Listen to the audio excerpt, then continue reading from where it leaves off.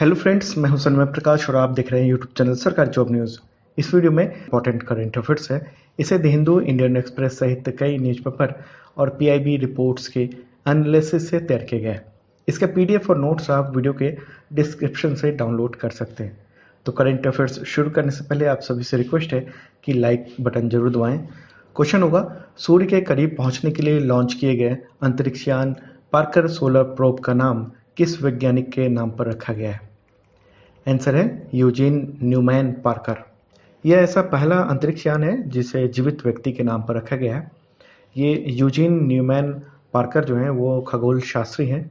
इस वक्त 91 ईयर के हैं और उन्होंने सबसे पहले 1958 में सूर्य पर चलती तेज और गर्म हवाओं के बारे में बात की थी, सोलर विंड के बारे में। तो स्पेसक्राफ्ट सोलर पार्कर प्रोब को 12 अगस्त को लॉन्च कर दिया गया डेल्टा 4 रॉकेट के जरिए।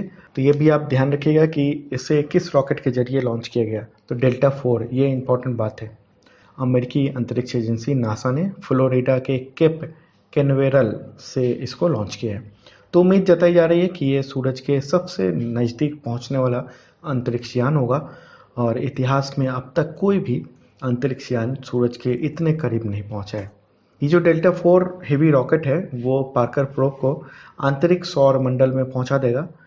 प्रोब जो है वो शुक्र ग्रह को 6 हफ्ते में पार कर लेगा और अगले 6 हफ्ते में इसकी सूरज से पहली मुलाकात हो जाएगी। 7 साल के दौरान ये यान जो है वो सूरज के 24 चक्कर लगाएगा।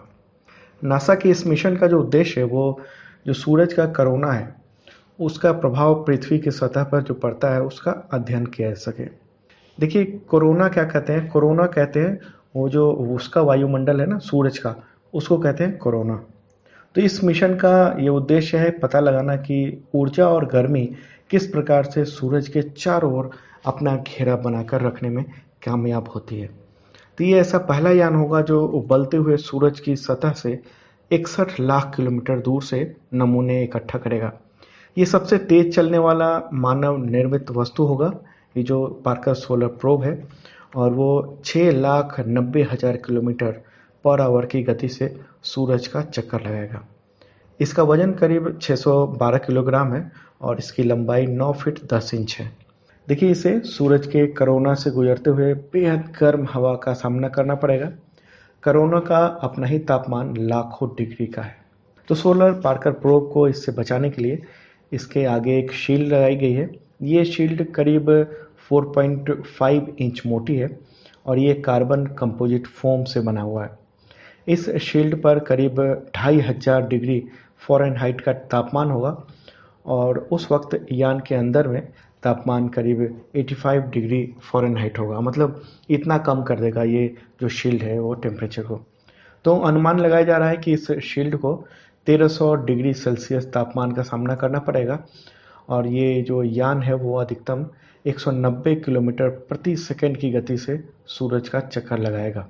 ये गति इतनी तेज है कि इसका अंदाज़ा इसी से लगाया जा सकता है कि इसकी चाल जो है वो वाशिंगटन से टोक्यो पहुंचने में सिर्फ 1 मिनट का वक्त लगेगा। इस स्पीड से दिल्ली से मुंबई पहुंचने में मात्र 7.5 सेकंड लगेंगे। यह मिशन 7 साल तक सूरज के वातावरण को जानने की कोशिश करेगा और इस प्रोजेक्ट पर नासा ने 103 अरब रुपए खर्च किए हैं। एक और बात बता दूं कि इस यान के साथ करीब 11 लाख लोगों का भी नाम सूरज तक पहुंच जाएगा।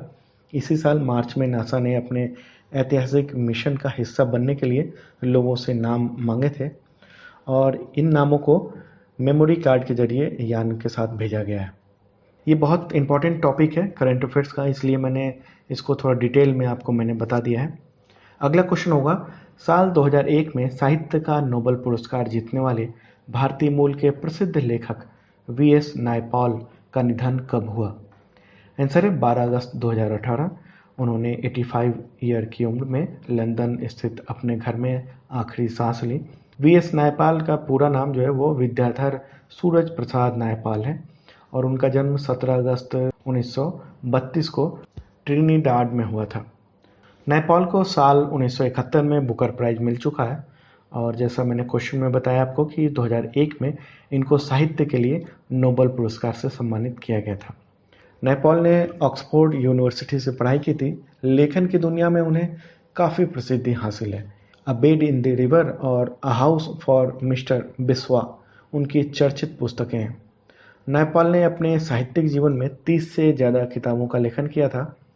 अगला क्वेश्चन है, गृह मंत्री राजनाथ सिंह ने बाढ़ से प्रभावित किस राज्य को 100 करोड़ रुपए की केंद्रीय मदद देने का ऐलान किया है? आंसर है केरल।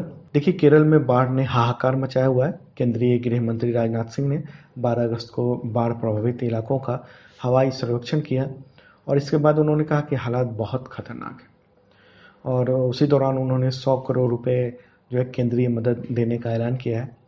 हालांकि केरल के जो सीएम है पी विजयन, उन्होंने इससे ज़्यादा की डिमांड की थी।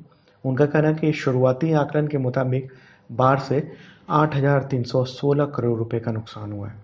करीब 20,000 घर पूरी तरह बर्बाद हो गए, तबाह हो गए। राज्य पीडब्ल्यूडी की करीब 10,000 किलोमीटर सड़क खराब हो गई है।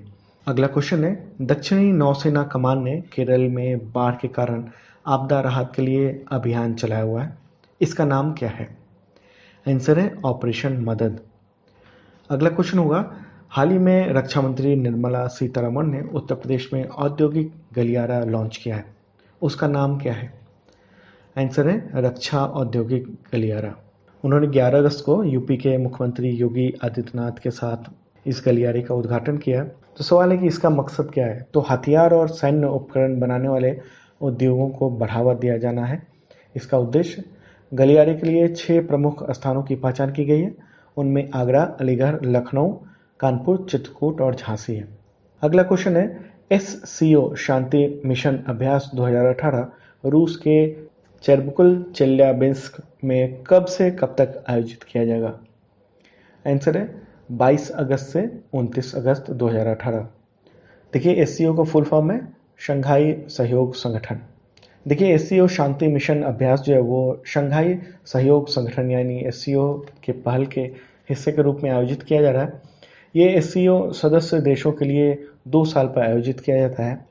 जून 2017 में भारत और पाकिस्तान SCO का पूर्ण सदस्य बन गया था और उसके बाद इस अभ्यास में पहली बार हिस्सा ले रहा है। अगला क्वेश्चन है, किस पादरी की गिरफ्तारी से नाराज होकर अमेरिका ने आर्थिक प्रतिबंध लगाया जिससे तुर्की की अर्थव्यवस्था लड़खड़ा गई है? आंसर है एंड्रयू ब्रांसन। तुर्की ने अमेरिकी पादरी को अक्टूबर 2016 में गिरफ्तार किया था। तब शायद उसको पता नहीं होगा कि अगले 2 साल बाद ही ऐसा होगा कि पूरे देश की अर्थव्यवस्था बुरी तरह हिल जाएगी। एंड्रयू को रिहा नहीं करने पर अमेरिका ने आर्थिक प्रतिबंध लगाने की धमकी दी थी और उसने ऐसा करके दिखा दिया है। तो ट्रंप ने तुर्की के इस्पात और एल्यूमिनियम पर आयात शुल्क बढ़ाकर दोगुना कर दिया और इसकी वजह से बहुत हालत ख़राब हो गई वहाँ पर। तुर्की के हालात आपको ऐसे पता चलेंगे कि 5 साल पहले वहाँ की जो मुद्रा है वो लीरा, वो 2 लीरा देकर 1 अमेरिकी डॉलर खरीदा जा सकता था, लेकिन अब 1 डॉलर देकर 6.5 लीरा खरीदना पड़ रहा है। मतलब लीरा का जो वैल्यू है पूरा बहुत डाउन हो चुका है। तुर्की की अर्थव्यवस्था लगातार गिरावट जा रही है और उसकी जो मुद्रा है वो इस साल अब तक 40% गिर चुकी है और पिछले 1 सप्ताह में 16% की गिरावट आई है। अगला क्वेश्चन है, आवास एवं शहरी मामलों के राज्य मंत्री हरदीप एस पुरी ने कौन सा वेब पोर्टल लॉन्च किया है जिसके तहत स्वच्छ भारत मिशन में योगदान देने वाले हर हितकारी को एक साथ लाने का लक्ष्य है? आंसर है स्वच्छ मंच। अगला क्वेश्चन है, ये ODOP योजना के तहत MSME उद्योगों को बढ़ावा देने के लिए यूपी सरकार ने किस ई-कॉमर्स कंपनी के साथ समझौता किया है? आंसर है अमेजन। देखिए, ODOP का फुल फॉर्म है one district one product. Hindi में इसे कहते हैं एक जिला एक उत्पाद। 11 अगस्त 2018 को ODOP योजना के हिस्से के रूप में अमेजन ने यूपी सरकार के साथ साझेदारी की है ताकि 9 जिलों में MSME उद्यमियों को समर्थन दिया जा सके, उनको बताया जा सके, उनको कुछ ट्रेनिंग दी जा सके और उनके सामान को मार्केट में आसानी से लाया जा सके, ई-कॉमर्स मार्केट में। देखिए, ODOP योजना का उद्घाटन राष्ट्रपति रामनाथ कोविंद ने 10 अगस्त को किया था लखनऊ में। अगला क्वेश्चन है, ग्लोबल इनोवेशन इंडेक्स यानी GII 2018 में भारत की रैंकिंग क्या रही है? आंसर है 57। ये index energizing the world in innovation विषय पर आधारित था। इसमें नंबर 1 पर स्विट्जरलैंड, दूसरे नंबर पर नीदरलैंड और तीसरे पर स्वीडन रहा। अगला क्वेश्चन है, विश्व जैव ईंधन दिवस पर पीएम नरेंद्र मोदी ने कौन सा वेब पोर्टल लॉन्च किया है जिसके तहत पर्यावरण, वन्यजीव, वन और तटीय विनियमन क्षेत्र की मंजूरी एक ही विंडो के तहत मिलेगी? आंसर है परिवेश। देखिए, विश्व जैव ईंधन दिवस 10 अगस्त को मनाया जाता है। अगला क्वेश्चन है, बनारस के घाट यानी घाट्स ऑफ बनारस किताब किसने लिखी है जिसका हाल ही में संस्कृति राज्य मंत्री महेश शर्मा ने अनावरण किया? आंसर है डॉक्टर सच्चिदानंद जोशी। महेश शर्मा ने टोटल 3 पुस्तकों की लॉन्चिंग की। इनमें अनटोल्ड स्टोरी ऑफ ब्रॉडकास्टिंग, ये डॉक्टर गौतम चटर्जी की है। ये पुस्तक भारत छोड़ो आंदोलन के दौरान परोक्ष रूप से होने वाली गतिविधियों के बारे में है। एक और पुस्तक थी ज्वेलरी, डॉक्टर गुलाब कोठारी की। तो ये भी इंपॉर्टेंट क्वेश्चन है। अगला क्वेश्चन है, कोटिफ कप अंडर 20 अर्जेंटीना ने किस देश को हराकर टूर्नामेंट को जीता है? आंसर है रूस। देखिए, ये फुटबॉल खेल टूर्नामेंट है। अगला क्वेश्चन है, हाल ही में केंद्र सरकार ने बाल अधिकार संरक्षण के लिए राष्ट्रीय आयोग का सदस्य किसे नियुक्त किया है? आंसर है आरजी आनंद। उनका कार्यकाल 3 साल के लिए रहेगा। अगला क्वेश्चन है, पेपॉल और किस बैंक ने बैंक के कार्ड धारकों को सुरक्षित, तेज और सुविधाजनक भुगतान अवसर प्रदान करने के लिए साझेदारी की है यानी कॉन्ट्रैक्ट किया है? आंसर है HDFC बैंक। अगला क्वेश्चन है, लंदन में आयोजित फीफा ई वर्ल्ड कप किसने जीता? आंसर है मोसाद एल्डोसरी। ये गेम लंदन में हुआ और 32 खिलाड़ियों ने हिस्सा लिया। अगला क्वेश्चन है, बैडमिंटन वर्ल्ड फेडरेशन द्वारा जारी रैंकिंग में पुरुष एकल में शीर्ष पर कौन रहा? आंसर है विक्टर एक्सेलसन। किस बैंक ने आधार आधारित लेन देन के लिए अपने पहले आइरिस प्रमाणीकरण जारी किया है? आंसर है एक्सिस बैंक। देखिए, एक्सिस बैंक ने अपने माइक्रो एटीएम टैबलेट के माध्यम से आधार आधारित लेन देन के लिए आइरिस यानी आंख की पुतली के स्कैन प्रमाणीकरण सुविधा पेश किया है। देश का पहला ऐसा बैंक बन गया है। इसे ग्रामीण पंजाब, हरियाणा, गुजरात और आंध्र प्रदेश की 8 शाखाओं में पायलट प्रोजेक्ट के रूप में चलाया जा रहा है।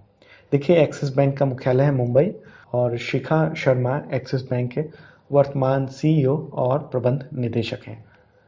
अगला क्वेश्चन है, राष्ट्रपति ने 11 अगस्त को किस अधिनियम के संशोधन विधेयक को मंजूरी दी जिसके तहत 12 साल से कम उम्र की लड़कियों से बलात्कार के दोषी को मौत की सजा मिलेगी? आंसर है अपराध कानून संशोधन अधिनियम 2018। देखिए, संसद ने पिछले हफ्ते कानून में संशोधन की मंजूरी दी थी। इसके बाद राष्ट्रपति ने 11 अगस्त को सिग्नेचर कर दिया और यह अब कानून बन गया है। इसमें 16 साल और 12 साल से कम उम्र की लड़कियों से बलात्कार करने वालों के लिए कड़ी सजा का प्रावधान है। देखिए, इस अधिनियम से भारतीय दंड संहिता यानी IPC, भारतीय साक्ष्य अधिनियम 1872, दंड प्रक्रिया संहिता 1973 और यौन अपराधों से बच्चों के कानून सुरक्षा और यौन अपराधों से बच्चों की सुरक्षा कानून 2012 में भी संशोधन हो जाएगा। अगला क्वेश्चन है, उपराष्ट्रपति M वेंकैया नायडू ने पुस्तक बेबाक बात का विमोचन किया है। इसके लेखक कौन हैं?